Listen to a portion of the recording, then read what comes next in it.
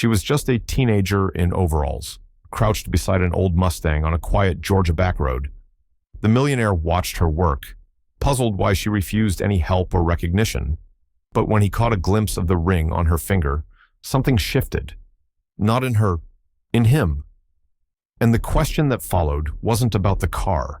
It was about the life he thought he understood. If this story stirs a quiet ache or a quiet hope, and you stick around. And if you feel like it, drop a comment, like, or share. We're glad you're here. The road outside Covington, Georgia, curved like a question mark under the southern sun. Garrett Monroe stood beside his red 1969 Mustang, the hood propped open, steam hissing from the radiator. He tugged at his tie, more out of habit than heat. The car had sputtered to a stop 10 minutes earlier, right in the middle of nowhere, and his cell service had vanished just as quickly. Then came the voice, light, clear, and confident. You checked the coolant line yet? He looked up. A girl 10, maybe 11, stood on the gravel shoulder, her bike parked in the grass behind her. She wore a gray hoodie 2 sizes too big, jeans with one ripped knee, and sneakers that had known too many school years. Her skin was a rich brown, her hair pulled into 2 tight coils, and her eyes didn't flinch. Garrett blinked. I know. Haven't gotten that far. Without asking, the girl stepped closer, peered into the engine, and reached into her backpack. She pulled out a roll of silver duct tape. This line here, she said, pointing. It's leaking. That's why your steam's acting up. I can patch it. Temporarily. He almost protested. Then something in her posture, the steadiness of her hands, the unhurried way she knelt beside the engine, made him step back. She worked silently for 3 minutes, taping the cracked hose with surprising precision. Then she stood, brushing off her palms on her jeans. You'll make it to town. Just don't go over 40. Garrett was still staring when she pushed her hair behind her ear. That's when he saw it, the ring. It was small on her finger now, clearly once sized for a younger hand. An emerald set in a delicate band of gold. A child's ring, but unmistakable. Garrett had seen it before, had bought it himself, over a decade ago for a girl at New Haven Home. A now shuttered orphanage his father's company had quietly funded before the state closed it under a cloud of accusations no one dared pursue. Where did you get that ring? His voice cracked. The girl's expression didn't change. She looked at her hand, then at him. It was my mom's, she said. She gave it to me before she died. He stepped forward, the question burning, but she was already turning away, swinging onto her bike. Thanks, she said. Hope you get home. Then she was gone, pedaling into the heat shimmer. Garrett stood alone, the engine ticking behind him, and for the first time in years, he felt something tighten in his chest that had nothing to do with business, boardrooms, or the pressure of his last name. He didn't know her name, but the ring told him this wasn't over. She didn't look back. But he knew. Something had changed. Traffic on Peachtree Street moved with its usual steady impatience. Garrett Monroe sat in the driver's seat of his black Lexus, parked across from his office tower in Midtown Atlanta. Engine off, windows up. The AC hummed low. His fingers rested against the steering wheel, unmoving. The red Mustang was parked back at the company garage, the quick fix holding up for now. But that wasn't what kept his chest tight. It was the ring. He hadn't seen it in over a decade, not since the foundation gala at New Haven Home when he'd handed it, box and all, to a little girl with a quiet stare and a bruise hidden under her collar. He hadn't known her name. Back then, he hadn't asked. Garrett tried to push the thought aside. He pulled his laptop bag from the passenger seat, stepped into the elevator of Monroe Global, and rode silently to the 38th floor. The office smelled like cedar and disinfectant. He sat behind his desk, opened his laptop, and began scrolling through financial updates from the quarter. A chart blinked red. Margins dipped. Legal costs were climbing. He tried to focus, but all he could see was the way the girl's fingers curled slightly as she adjusted her hoodie. The emerald caught the light just the way it had 12 years ago. Across town. Autumn Green balanced a hammer in her left hand while holding down a sheet of plywood with her right, Marcus Green, her adoptive father, steadied the ladder beneath her. The roof of the Riverside Community Learning Center had leaked again, and they were patching it up before the next rain. "You all right up there?" Marcus called. "Yeah," Autumn said, focused. She finished securing the last nail, climbed down, and wiped the sweat from her brow with the sleeve of her hoodie. Marcus handed her a water bottle, and they sat on the curb together in silence for a while, watching the kids on the playground behind the building. Later that evening, Autumn was in her room, the only light coming from a desk lamp by the window. She'd pulled out an old box Clarissa had given her the week before she passed. Inside were photos, clipped articles, a few torn pages from a medical journal, and the ring. She turned it over in her hand. The underside had faint etchings, almost worn away. Her thumb paused over the letters E.M. She'd always thought they were Clarissa's initials, but something about the man on the roadside, his reaction, the way his voice dropped, made her question it now. In the background, the TV was playing low. A local news anchor mentioned the upcoming STEM outreach program led by Monroe Global. Autumn looked up. Garrett Monroe's face appeared on the screen. She reached for the remote but didn't change the channel. She watched, then quietly shut the TV off. Back in Midtown, Garrett sat at his desk long past office hours. The skyline outside dimmed into a spread of blinking orange and blue. His office door was closed. No assistance, no calls. He opened a secure file folder labeled N.H. Prometheus and scrolled through scanned reports, faded charts, and transcripts of interviews with Clarissa Green and others. One page had a list of subjects. Most had numerical IDs. One name was blurred out, blacked over by a digital redaction system that even Garrett couldn't reverse. But he remembered what it used to say. Project 17. He stared at the screen. Then he picked up his phone and opened a new email draft. To Julian Carter. Subject urgent message. We need to talk. He hit send without signing his name. Then he closed the laptop, leaned back, and looked at the ceiling, as if it might offer clarity. Across the room, the photo of Everett Monroe still hung behind his chair. Garrett stared at it a long time before turning off the lights and walking out, knowing that some ghosts don't wait to be summoned, they find their own way back. He didn't lock the office behind him. Hope Grounds sat on a quiet corner in downtown Atlanta, the kind of cafe that leaned more into reclaimed wood than polished marble. It was the kind of place where local artists sold postcards, and the menu changed with the seasons. Autumn Green had never been there before. She sat next to Marcus in a booth by the window, clutching her water glass without drinking from it. She wore her usual hoodie washed, but faded, and kept her eyes trained on the condensation forming near her fingers. Marcus was scanning the chalkboard menu when the door chimed. Garrett Monroe stepped inside, spotted them, and hesitated. Then he crossed the room with the kind of ease that came from years of knowing where he belonged. "Marcus Green," he asked, offering his hand. Marcus stood to shake it. "That's me. You must be Mr. Monroe. Thanks for coming." Autumn didn't move.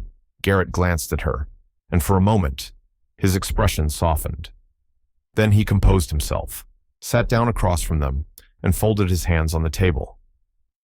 Erica Lawson arrived a few minutes later, straight from the courthouse, briefcase in hand, breath a little rushed. "Sorry for the delay," she said. "Traffic's a war zone today." She slid into the seat next to Garrett, nodded to Autumn with a quiet smile, then opened her planner. "Let's get started," she said. "This meeting is informal, but I wanted all the key parties to connect before next week's STEM initiative launch." Garrett looked confused. Next week, Erica paused. The board approved the pilot school program, and Autumn's slated to say a few words at the launch. Just an introduction, a thank you to the funders, nothing too formal. Garrett turned his eyes to Autumn, trying to read her face. Autumn met his gaze, steady and unblinking. "I'm not here to thank anyone," she said, voice calm. "I'm here because I know what it's like to be forgotten." Erica blinked. "Autumn, I'm not looking for sympathy." The girl continued. "I'm saying I'll speak. I'll say what it means when someone finally listens." Marcus watched Garrett carefully. She's not asking for permission. Garrett nodded slowly, unsure if he was hearing resolve or defiance, or maybe both. The server came by and took their orders, but no one really touched their food once it arrived. The silence that followed felt less like tension and more like a waiting room before surgery. Garrett broke it. Autumn, I know you don't trust me. Maybe you shouldn't. But if you're going to speak at the event, I'd like to know what you plan to say. She looked up from her untouched plate. I'm going to talk about why we need more than equipment. We need memory. People forget too quickly. I won't let them forget my mother. Marcus's hand tightened around his coffee mug. Erica scribbled something in her planner, then closed it with a soft thud. We'll arrange media clearance. Keep the list of speakers short. Autumn's part will be first. Garrett glanced toward the door. His company's name would be on the banners. His face might appear beside hers in the press photos. The optics would matter. But in that moment, none of it did. Outside, the clouds were starting to roll in, casting soft shadows across the glass storefront. Inside, Autumn sat upright, hands now still, eyes unwavering. Garrett opened his mouth to speak again, but she stood up first. Thank you for the coffee, she said. But next time, don't try to soften me before you ask for something. She walked out without waiting for a response. Marcus stood to follow, offered Garrett a quick nod that wasn't quite polite, and stepped outside into the afternoon air. Garrett sat back in his seat, watching the last ripples in his untouched drink, and tried to figure out what it was he'd just agreed to. He didn't have the answer, but he knew this much: she wouldn't be silent. The elevator hummed as Garrett Monroe ascended to the top floor of Monroe Global's Atlanta headquarters. His keycard slid across the panel with a faint beep, the steel doors sliding open to reveal the private executive wing, quiet, sealed, detached from the rest of the world. He stepped inside his office, pulled the blinds halfway closed, and sat down without removing his coat. The leather chair groaned slightly as he leaned back. He didn't open his email. Instead, he unlocked the side drawer with a small brass key. Inside were 4 slim binders, each marked with a single code: PHX-12, NHH-03, P14, and PROM-36. He pulled out the last one, Project Prometheus. He had first heard the name in a closed meeting with defense contractors when he was 31. His father had used the phrase predictive enhancement in underdeveloped youth, a cold string of words that masked the darker truth. Garrett had walked away that night with a pit in his stomach and 1,000 questions. Most of them he never dared to ask. He flipped open the binder now, scanning pages of printed records. 36 children, all anonymized, all tracked through biometric codes and abbreviated identifiers. Names weren't listed, only case numbers, frequency charts, blood markers, and brainwave mapping. He found the one that mattered: Project 17. It was marked with a single line of red ink across the entry: redacted, inactive, no trace. A footnote followed in typewriter font: record destroyed under Directive EM-104, 5 years prior. Garrett's eyes locked on the initials: M. Everett Monroe. He closed the file gently and placed it back in the drawer. The emerald ring still swam in his memory, the way it caught sunlight on the hand of a child too poised to be 10. He turned his chair to face the glass. Midtown Atlanta spread out below like a polished circuit board. People moved in tiny clusters, unaware of the patterns designed above them. That was always Everett's approach: build quiet, control quietly. Garrett opened another drawer, pulled out a manila envelope, and removed an old photo: a group of children sitting cross-legged on a gym floor. Most smiled awkwardly. One girl didn't. Her gaze was turned slightly away from the camera, her hands folded in her lap, wearing a ring that didn't match the others. Garrett stared at the girl. Her eyes looked familiar now, not just in shape, but in the way they held the space between questions and silence. His phone buzzed. A message from reception: Miss Autumn Green here for Mr. Marcus Green. Waiting in lobby. He stood abruptly, walked to the window, and watched the lobby 6 stories below. From this height, people were outlines, but one figure stood still while others passed. She was holding something, a small silver USB stick. Her posture was straight, not defiant, just ready. Garrett's mind reeled. If Autumn had access to internal records, if she knew anything about Project 17, then this wasn't just a matter of optics. It was liability. It was exposure. But more than that, it was personal. If Clarissa had passed the ring, if Autumn had been raised with fragments of what happened, then she wasn't just a survivor, she was a witness, and witnesses changed everything. He heard his father's voice echo across time, clear as the day he'd first said it in the underground lab at the New Haven site. She's not dangerous. She's uncontainable. That's worse. Garrett turned back from the window. He didn't buzz reception. He didn't call security. He didn't alert legal. Instead, he walked slowly to his bookshelf, pulled down a small black notebook with a frayed corner, and opened it to a page titled Field Notes, CG, Clarissa Green. At the bottom of the page, a sentence was underlined twice in blue ink. Subject 17, exhibits resilience not driven by stimulus, but by moral pattern. Garrett closed the notebook. His throat was dry. Outside the window, Autumn shifted her weight from one foot to the other. She was still waiting. He didn't move to meet her. He wasn't ready, but she was. The floor creaked faintly beneath Autumn's chair as she shifted her weight forward, elbows on knees, staring into the soft glow of the tablet screen. Her room, on the second floor of Marcus's weather-worn house, was quiet, except for the hum of the old ceiling fan and the occasional rattle of a train in the distance. The kind of quiet that pressed inward, not out. She hadn't planned to open the ring tonight. She'd turned it over in her hand 100 times since the roadside, but something about the way Garrett looked at her, like he was remembering a secret he never meant to remember, had unlocked something. The emerald stone had always been loose, like it was meant to be removed. She'd never tried. Until now. One twist, a soft click, and inside, impossibly small, was a micro SD card. It weighed nothing, but her fingers trembled as she slid it into the tablet's reader. The file structure loaded slowly. It wasn't labeled by date, but by code. Subject 17, Clarissa Green. Then subfolders EEG data, video files, handwritten notes scanned from yellowed paper, a single audio clip marked only with the word final. She didn't open it yet. She sat back, swallowed the dryness in her throat, and stared at the wall. There, taped carefully along the edge of the window, was the paper map she'd built with Marcus over the years. Not digital, not searchable, just places they'd marked from memory and conversation. A red dot for New Haven home, a blue circle for the clinic where Clarissa once worked nights, a faded star by the woods east of Decatur, where Marcus once said Clarissa took long walks alone after meetings with someone she never named. Autumn picked up a pen, drew a short line connecting the dots. The pattern wasn't perfect, but it was growing clearer.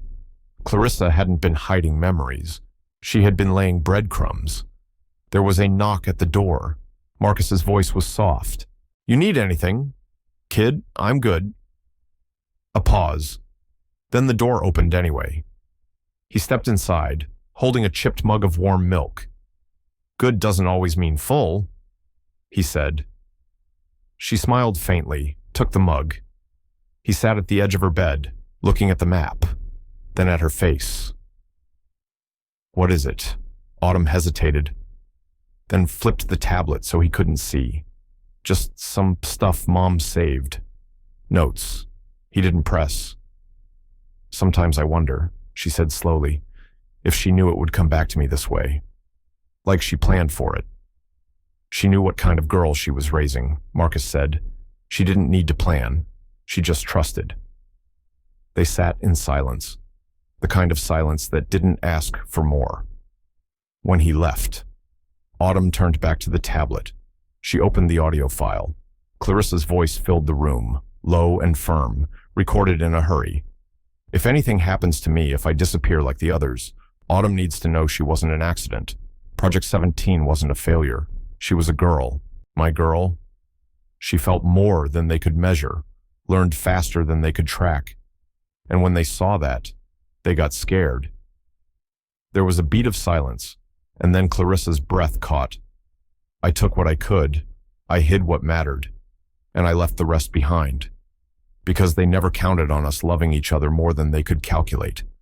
Autumn didn't cry. Her face was still, her breathing slow. She saved the file, closed the tablet. Downstairs. Marcus was washing dishes, outside. A storm was crawling its way across the state line. She could smell the rain in the air, like something coming closer before it showed its face. Miles away. Garrett stood in the den of his townhouse, the walls lined with books and paintings no one ever asked about.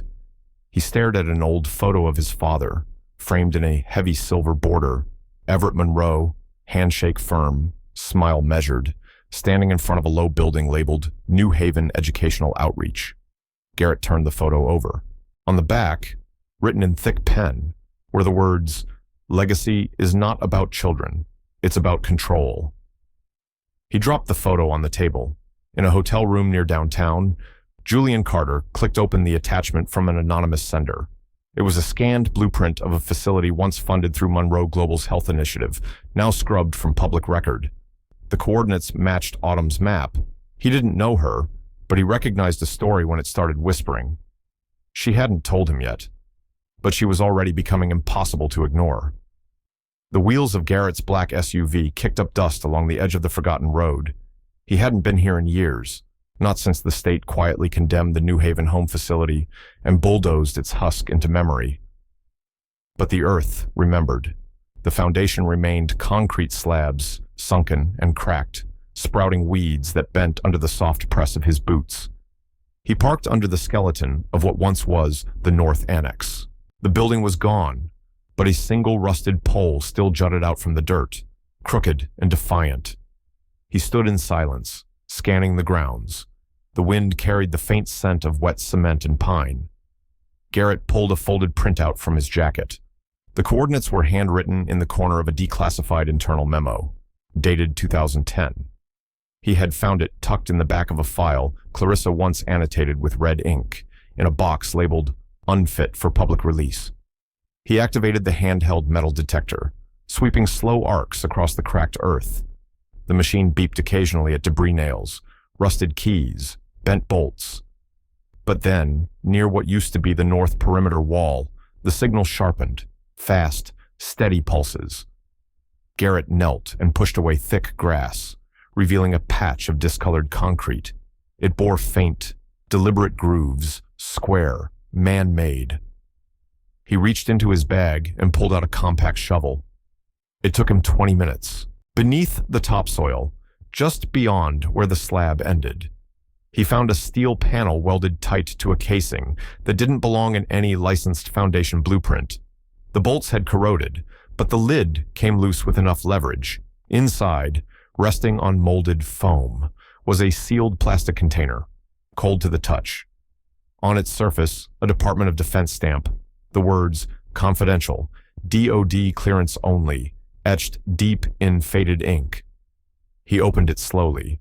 Inside were paper files wrapped in laminated sheets, EEG printouts, behavioral logs, timestamps from controlled sessions labeled Group B and Subject 17.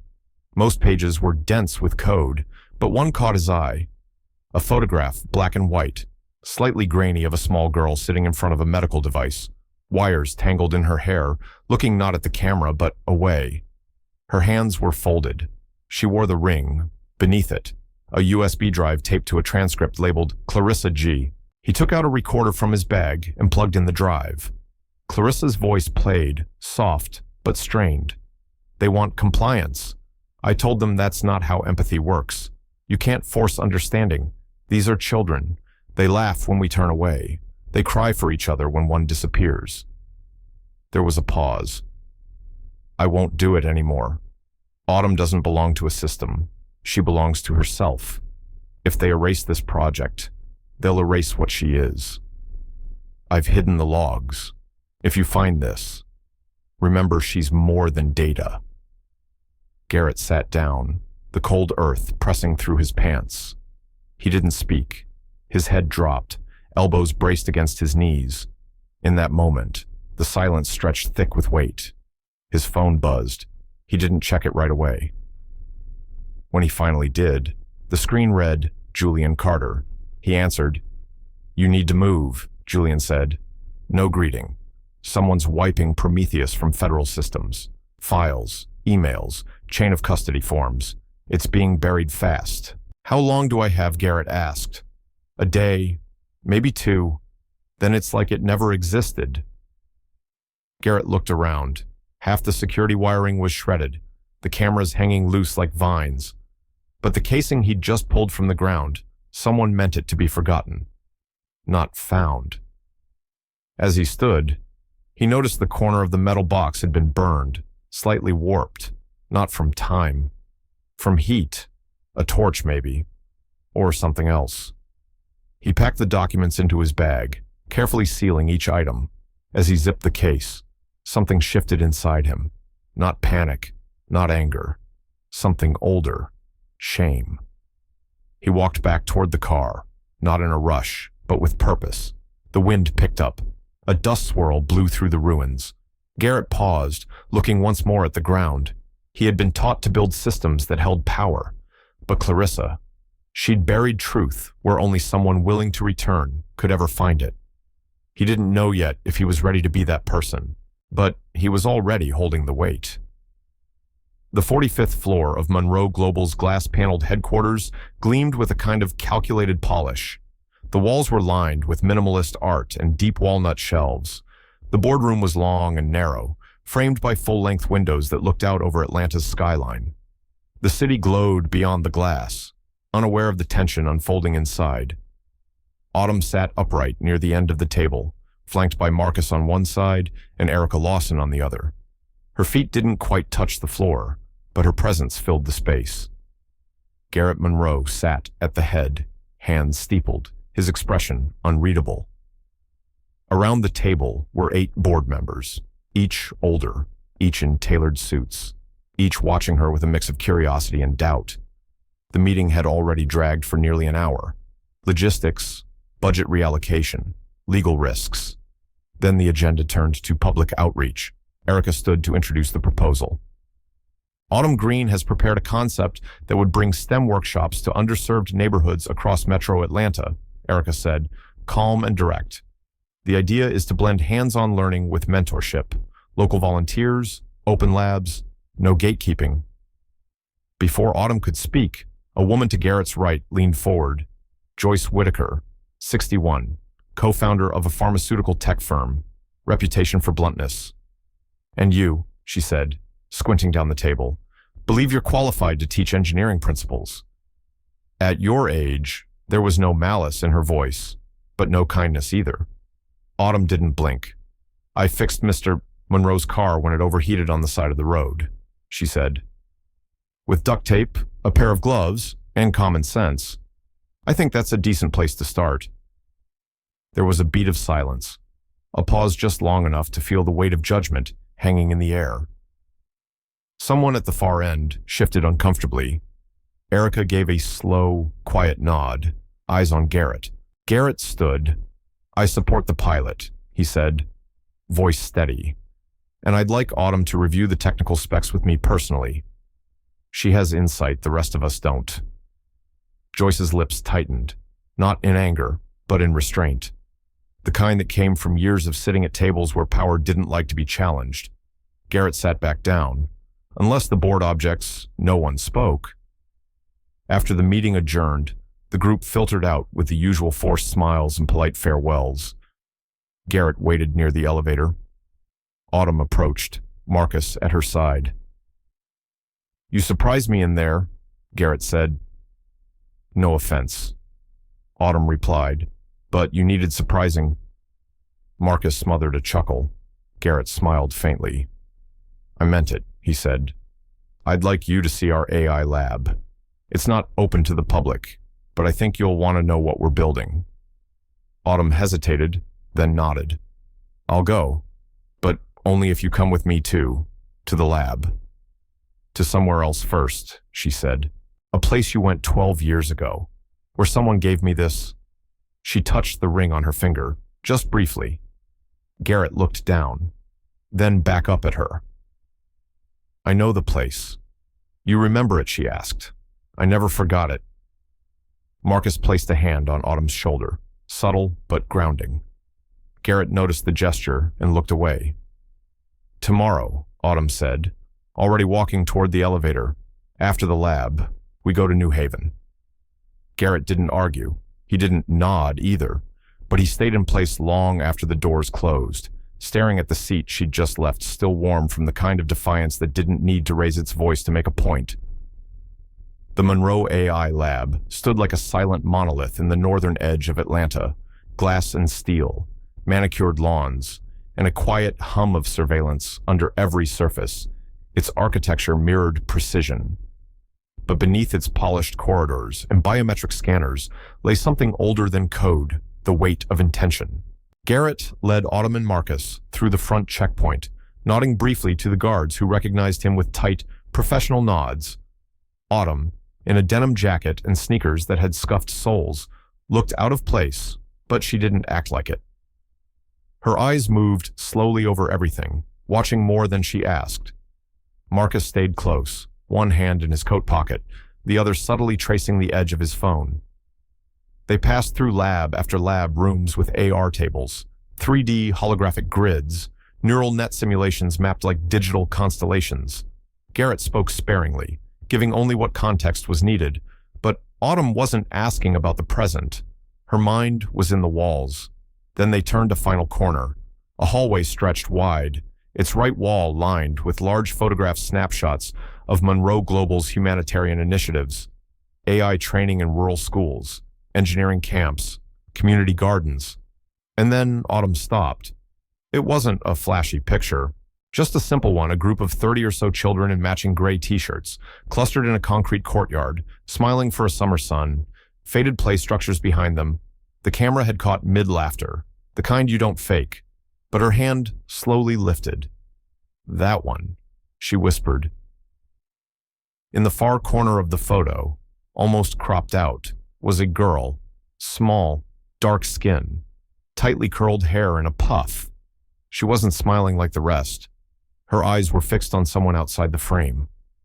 Autumn didn't speak again. Marcus stepped closer, narrowed his eyes, and then turned to Garrett. "If she's right," Marcus said, voice controlled, "then that's the facility where you watched my daughter play like a test subject, before she could even spell her own name." Garrett didn't flinch, but his hands folded tighter in front of him. He turned slightly, looking at the photo with a longer breath than necessary. "I didn't know she was part of the group," he said. "Not then, but you do now," Marcus replied. There was no anger in his voice, only the hollow steadiness of a man who had waited too long for answers. Autumn reached into the inside pocket of her jacket.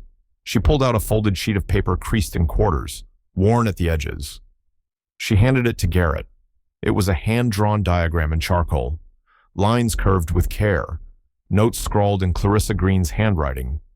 At the center, a simple figure, a wave monitor, its sensors branching like petals from a head-shaped outline. No wires, no needles, just resonance. She called it a shield, Autumn said.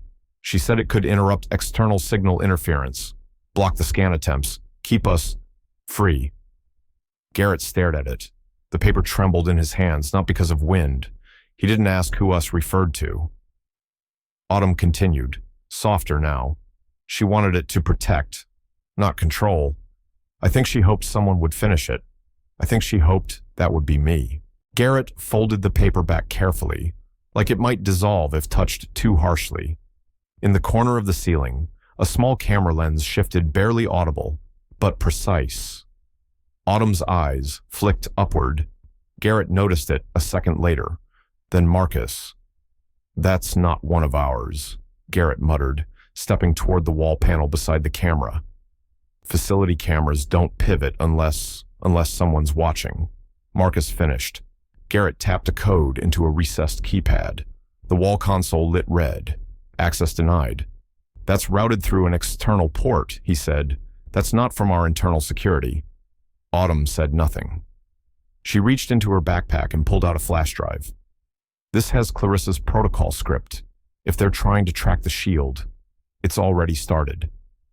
Garrett took the drive. No one moved for a long second. Then Autumn said, "You wanted to know what I know. Now you do." She turned and walked back toward the glass hallway. Footsteps slow, steady. Marcus followed. Garrett stayed, and the camera kept watching. The Monroe Global boardroom looked sterile under morning light. Every panel of glass wiped clean, every file folder stacked with surgical precision. Autumn sat beside Marcus, her small frame dwarfed by the high-backed leather chair. Her sneakers swung slightly above the floor, but her eyes remained still, fixed on the folder in her hands. Across the table, Erica Lawson typed rapidly on a tablet, pausing only to glance at Autumn with a quick smile. "We're just waiting on the updated timeline for Phase 2, she said. "Once I get that call, I'll finalize it." Then her phone rang. "Excuse me," Erica said, rising from her seat and stepping outside. The room went quiet. Garrett stood slowly. "Autumn," he said, his voice more a question than a call. She looked at Marcus, who gave a nod, tight but calm. Garrett held the door to his office open. She walked in first. Inside, the air was colder than the hallway. The blinds were half drawn. On the wall were framed patents and press clippings. In the center of the desk sat a small, dark wooden box, polished but old. Garrett reached for it with both hands and placed it gently between them. He opened it. Inside, nestled in soft felt, was a faded photograph, black and white, slightly curled at the corners. Clarissa Green, unmistakable in her nurse's scrubs, was holding a newborn. The baby's eyes were shut, the little fist curled near her mouth. Clarissa's expression was peaceful, tired, and proud. "This photo was in my father's archive," Garrett said quietly. "I don't remember ever meeting her." But he did. Autumn stared at it, her throat tightening. She hadn't seen Clarissa that young, hadn't imagined the woman who taught her to braid her hair and fix her own laptop had once cradled her so gently in a place like that. "She kept this from me," Autumn said. "Or maybe she meant for me to find it later." Garrett closed the lid, slowly. Clarissa was part of the team assigned to Project Prometheus. She wasn't just a caretaker. She was documenting deviations, trying to protect the ones she could. "You knew this," Autumn said. "It wasn't a question. I suspected," Garrett admitted, "but I didn't have proof until I saw the footage you brought. Until I opened this." Autumn took a step closer to the desk, her voice dropping. "You said footage. You've been watching my access." Garrett didn't deny it. Autumn's hand pressed against the back of the chair. "My mother died when I was 6. Everyone said it was a car crash. But the day she died, her files disappeared from the local clinic's server, and 3 days later, someone tried to adopt me under a different name." Garrett's eyes flicked up. "Yeah." Autumn continued. "They called me Eliza Hartwell. That's what was on the documents. But Clarissa showed up and stopped it." Garrett's voice barely carried. "That name Hartwell, that was one of the aliases used in the early off-book relocation attempts. So your father not only shut down the program, he tried to erase it." Autumn pulled a folded paper from her hoodie pocket, one she hadn't shown before. "This is a copy of the emergency protocol drafted by Clarissa. It lists 5 names. 4 of them are children. One is the person she believed was helping leak data internally." She placed it on his desk. "The initials are E.M.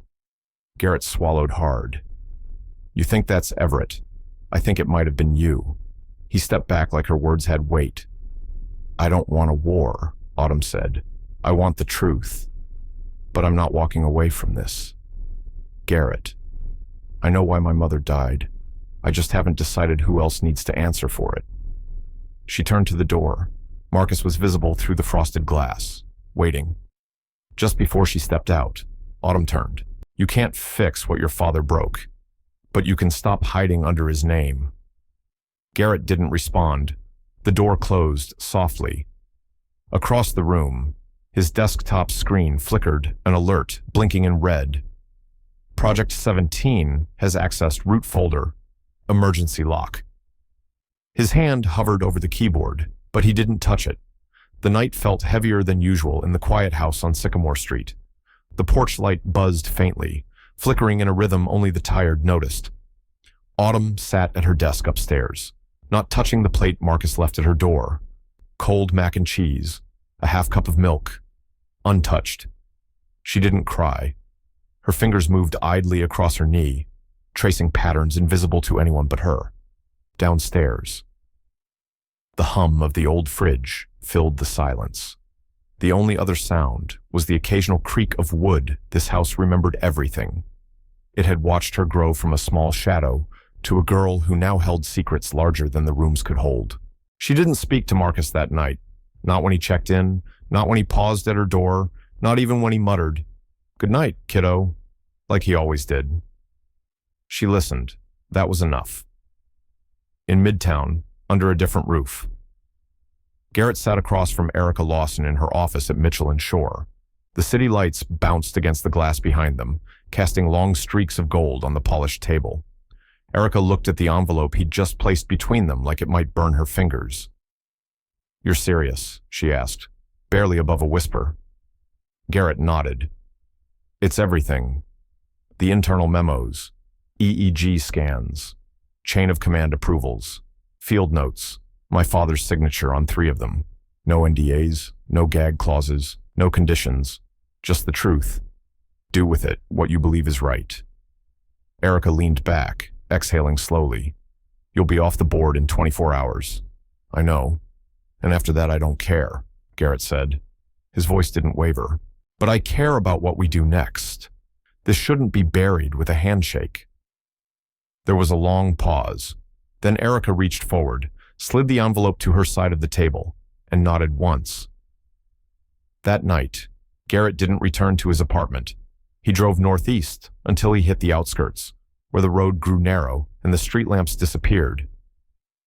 The house that had once belonged to Clarissa stood quietly between tall oaks, its white paint now a memory fading into the dark. He didn't knock. He simply stepped onto the porch, looked around to make sure no one was watching, and placed a canvas bundle beside the door. Inside, a stack of files marked Prometheus, a smaller folder with Clarissa's initials, and one notebook bound in soft leather. On the cover, written in Garrett's own hand, were the words, "To Autumn. You were never a project. You are purpose."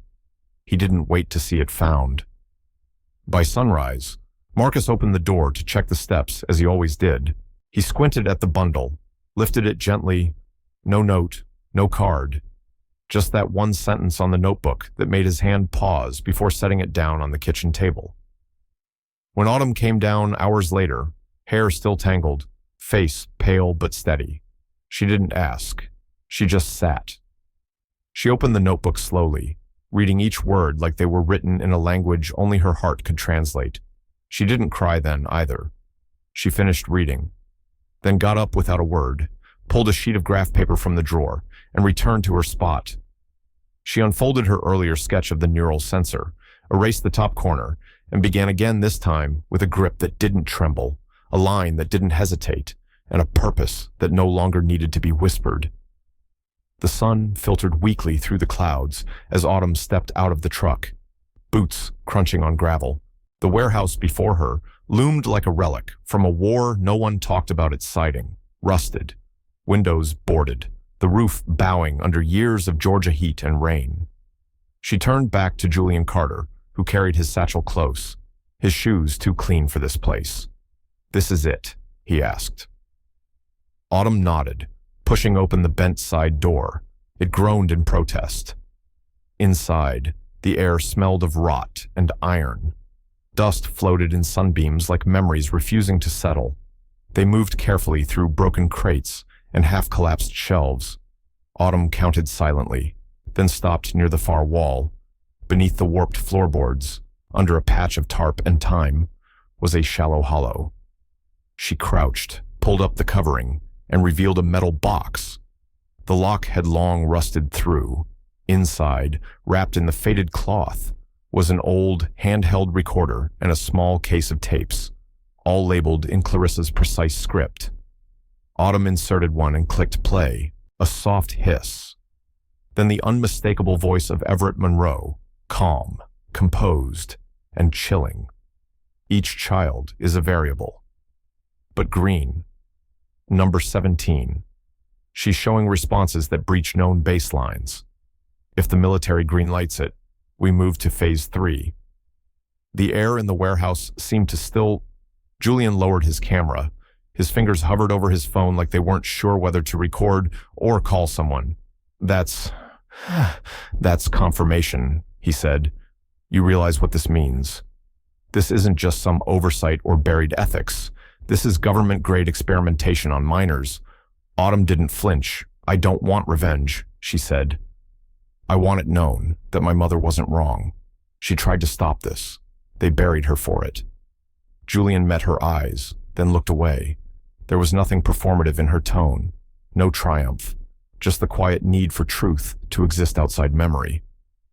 They rode in silence back to Atlanta.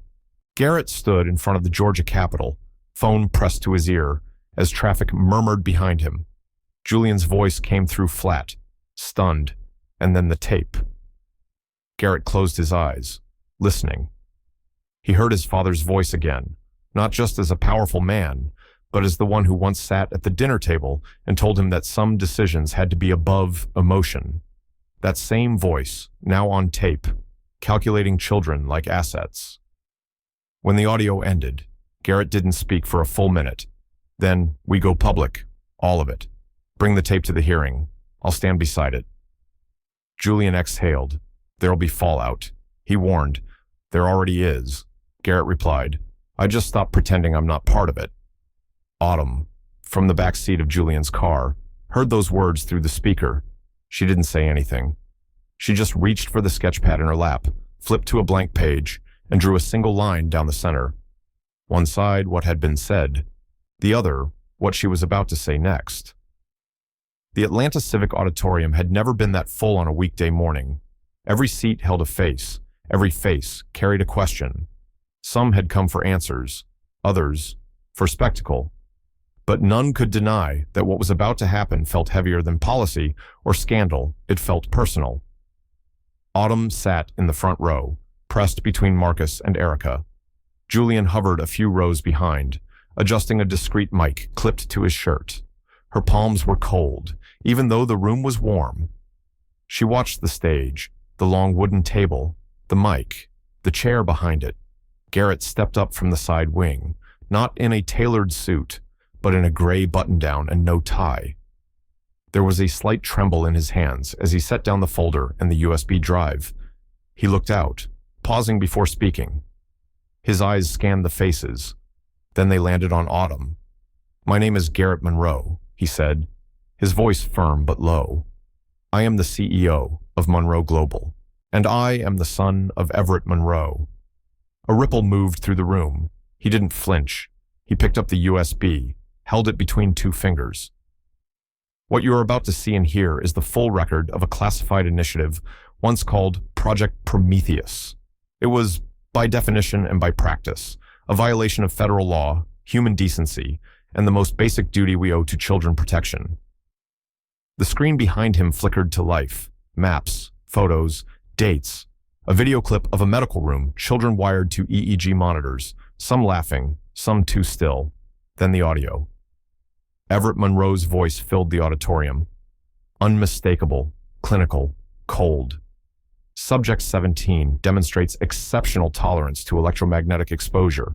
If approved by the Department of Defense, we proceed to the third phase. Some gasped. Others whispered. A few just bowed their heads. Autumn stayed still. People turned to look at her, as if needing to match the horror to a face. She didn't shrink. She didn't blink. Garrett cleared his throat. His hands were clenched on the edge of the table now. There are no words that undo this, he said, but there are words that name it, and actions that must follow. He turned back to Autumn, not to address her directly, but enough that the connection was visible. You were never a variable, he said. You were never a test. You are proof of what we failed to see, of what one woman gave her life to protect, and of what we still have the chance to honor. He sat back down. For a moment, silence hung over the room. Then someone clapped awkward, unsure. A second person stood, then another. Applause built, uneven, imperfect. But it grew. Autumn didn't cry. But something in her shifted. Her shoulders lowered. Her breath deepened. Garrett didn't smile. He just nodded once. Eyes closed. Behind them.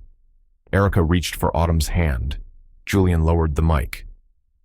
From the back. Marcus watched his daughter not as someone who had been broken, but someone standing in the open now, in her own name. And she wasn't alone. The sun hadn't fully risen when Garrett's phone rang. The voice on the other end was calm, professional, almost too quiet. Mr. Monroe, this is Special Agent Lillian Graves from the Federal Oversight Office. We need to revisit the Monroe Global Financial Reports from 2011, specifically the Child Welfare and Medical Funding Divisions. Are you available this afternoon? Garrett didn't answer right away. He sat on the edge of his bed, hands still gripping the phone, as if letting go would make the call disappear. Yes, he finally said. I'll come to you. Downstairs. Autumn was tying her shoes. She had an interview scheduled with WXTA local television. Small production crew, but high viewership since the hearing. Marcus handed her a bottle of water, his eyes searching hers. You sure you're ready for this? I'm not sure, she replied, but I'm going anyway. The studio lights were harsh, the kind that made everything feel more real than it should. The interviewer, a woman in her 60s with soft gray hair and sharp eyes, welcomed Autumn with a practiced smile.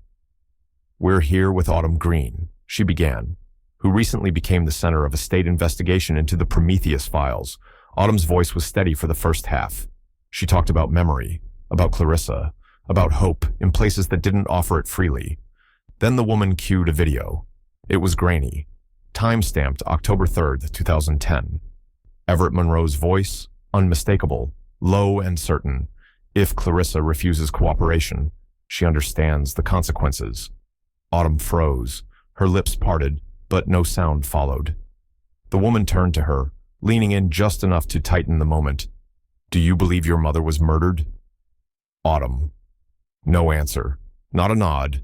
Not a shake of the head. After the segment ended, Autumn stood in the hallway behind the studio, staring at the tiled floor. Garrett arrived 15 minutes later, still in his coat from the federal office. She handed him a small memory card. Marcus gave me this.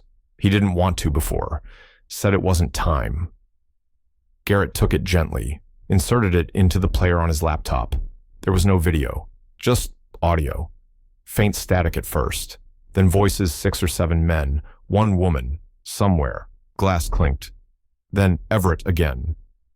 Gentlemen, we're not merely tracking anomalies. We're housing assets. Subject 17's adaptability is ours now. We're not researching. We're claiming. Garrett leaned back, jaw tight. Erica joined them minutes later, having driven straight from court. She didn't need to ask what was on the recording. One look at Garrett told her everything. He didn't just bury this, Garrett muttered. He built a future on it. And he let people die to keep it. Julian stepped forward from the corner. You can't burn a legacy in silence. Garrett, you have to name it out loud. On record. Garrett stared at the wall for a long time. Then he nodded. There's a press conference scheduled tomorrow, Erica reminded him, planned to focus on Monroe's public education initiatives. Change the topic, Garrett said. We're pulling down the curtain. Autumn sat back in the plastic chair. She didn't smile, but her eyes didn't hold the same weight as before. Somewhere behind them, through a cracked studio door. The replay of her interview looped again. The marble floors of Monroe Global's executive hall echoed with every footstep. Rows of suited shareholders lined the perimeter of the grand room, whispers rippling between them like static before a storm. Cameras sat on tripods at the back, blinking red, waiting, on the front dais. Garrett adjusted his tie but didn't fidget. He stood still, palms flat on the podium, eyes scanning the sea of faces, most skeptical, a few neutral, none forgiving. The lead attorney announced the purpose of the emergency session: to address allegations brought forth in the public hearing regarding Project Prometheus and the role of Monroe Global, past and present. A murmur. Then Garrett stepped forward. "My name is Garrett Monroe," he began, his voice low but clear. "I've been CEO of this company for 9 years, and son of Everett Monroe all my life. Until last week, I believed I knew both roles. I was wrong." A shuffle in the back. Someone cleared their throat. An old man in a navy vest stood abruptly. "You're telling us you want to drag this company's name through the mud to wash your father's sins?" Garrett didn't blink. "I'm saying the mud is already here. I'm choosing to stop pretending it's marble." He pulled out a file. "Effective this morning, I've relinquished $34 million of personal assets to the newly formed Prometheus Initiative, a nonprofit that will provide educational and medical support to children exploited in unauthorized research projects, including our own." A beat of silence, then a sharp whisper from the third row. "What good does your donation do if Monroe collapses with it?" Garrett looked toward the back corner. Autumn and Marcus sat shoulder to shoulder, quiet, present. She didn't look away. "I know this room values return," Garrett continued, "but I've learned that sometimes the best return is a reckoning, not because we want one, but because we owe it." Joyce Whitaker rose from the right wing. Her eyes were steel. "If you proceed, the board could vote you out by morning." "Then vote," Garrett replied simply. "But remember what we're voting for. Silence isn't strategy. It's surrender." He stepped back. For a moment, the only sound was the hum of the overhead lights. Then a slow, hesitant clap from the far left, followed by another, and another. Joyce didn't clap, but she didn't speak again either. Across the room, Autumn pressed the emerald ring in her palm, the stone warming in her hand. She remembered Clarissa's voice on the recording's resolute, tired, but never afraid. Garrett's words mirrored that now, not perfectly, but with something close to courage. Marcus leaned toward her. "Still think he's just trying to save his skin?" She shook her head.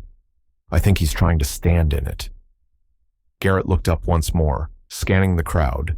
Some eyes softened, others hardened, but no one looked away. And for the first time in years, the room didn't feel like his father's. The auditorium at Georgia Tech wasn't large, but today, it felt vast. Rows of folding chairs filled quickly, backpacks tucked beneath them, necks craned toward the modest stage. Teachers, students, engineers, press crews, but not a single executive from the old guard. Garrett noticed that quietly, hands folded in front of him in the second row. On stage stood Autumn Green 15, composed, her curls tied back neatly, wearing a navy jacket with a green pin shaped like a leaf. Her fingers gripped the edge of the podium. She didn't use notes. "My name is Autumn," she began. "My mother was Clarissa Green. She worked as a nurse. She died believing that truth meant more than safety, and that children should be seen not as risks or assets, but as people." A pause. She wasn't a scientist. She didn't have a lab coat, but she had a pencil, and she drew a future she believed in. Behind her, a white board lit up with slow animation. It showed a basic schematic, the brainwave disruption sensor, drawn from Clarissa's old notebooks, now adapted into a real, functional prototype. Not to monitor, not to manipulate, to protect. Autumn stepped aside, letting the animation speak. Garrett watched the lines draw themselves, soft arcs like waves. The sensor activated when irregular neurological patterns approached. A warning, not a restraint. A line of digital light shimmered across the screen. From the crowd, someone whispered. "She built that." Julian leaned over, nodding. "She refined what Clarissa started, but she made it hers." When the lights came back up, Autumn walked back to the center of the stage. She looked out, her gaze calm, almost still. "I didn't come here to demand justice," she said. "I came here to build it." The audience held its breath. Then, applause not loud, Not orchestrated, but real. Someone stood, then someone else.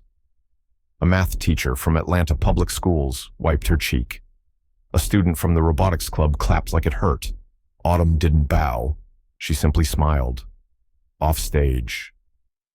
Garrett stood behind the curtain, hands in his coat pockets. He hadn't spoken that day. No one had called his name. But it didn't matter. This wasn't his stage. A small boy broke from his class group, walked straight to Autumn, tugged her sleeve. "Miss Autumn," he asked, eyes wide, "do you think I could do something like that?" Autumn knelt, lowering herself to his height. "Only if you're brave enough to try." The camera panned wide, capturing her hand resting gently on the boy's shoulder. Garrett took one slow step backward, out of frame. He exhaled softly, as though a long-held breath was finally being released, and when the lights above the stage faded down, they didn't dim the moment. They clarified it.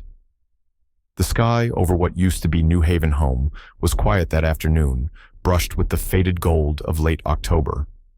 Leaves spun gently across the new courtyard, where curved glass windows caught their reflections like ripples across memory. The place had changed, and yet something of it remained.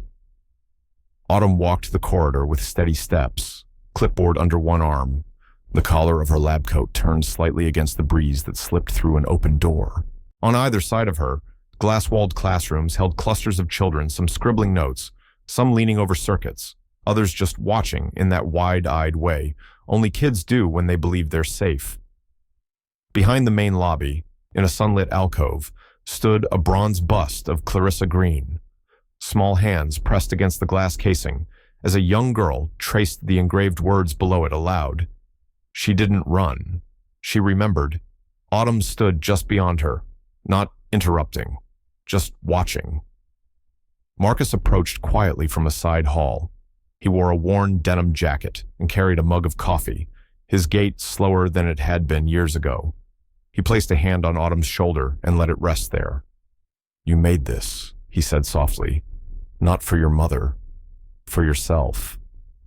Autumn didn't reply right away. Her eyes remained on the bust, then shifted toward the far side of the room, where the hum of tools and bursts of childlike laughter echoed faintly from a workshop space. Inside, Garrett knelt beside a small table, sleeves rolled up, his hands guiding a boy's as they assembled a simple robot arm. The boy leaned into him instinctively, his head resting momentarily on Garrett's shoulder. Garrett smiled, not performatively, not out of habit, just quietly, then nodded as the boy tightened a bolt. He didn't glance up. He didn't need to. Autumn watched them, unmoving. There was nothing to fix anymore, nothing to force. Garrett had stepped away from Monroe Global 3 years earlier, relinquishing titles and stock, taking on only a volunteer badge and a roomful of soldering irons. His choice, entirely his. She turned back toward her desk. The office was modest light wood, no awards on the walls, just blueprints, class photos, and one small drawer locked with a key. She slid it open now, revealing an envelope, corners softened by time. Inside was a single sheet of paper, a copy of Everett Monroe's final will. It didn't list assets or holdings. Just one line: "I didn't know how to be a father. But if anyone ever could carry forward what I couldn't give, it would be Garrett." And Autumn. Autumn stared at it for a moment, not out of need, not out of anger, just to acknowledge that it existed. Then she folded it again, gently, slid it back, and closed the drawer. She didn't plan to show it to anyone. She didn't need to.